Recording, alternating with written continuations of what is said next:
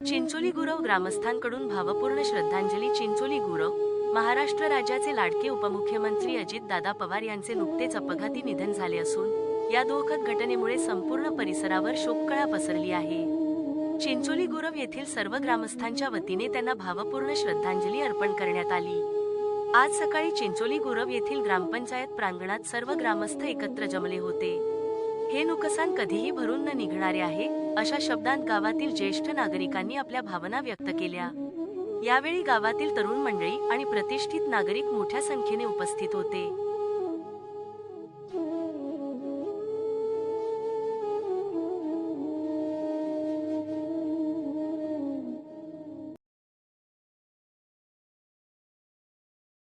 चिंचोली गुरव ग्रामस्थांच्या वतीने त्यांना भावपूर्ण श्रद्धांजली अर्पण करण्यासाठी या ठिकाणी उपस्थित आहे.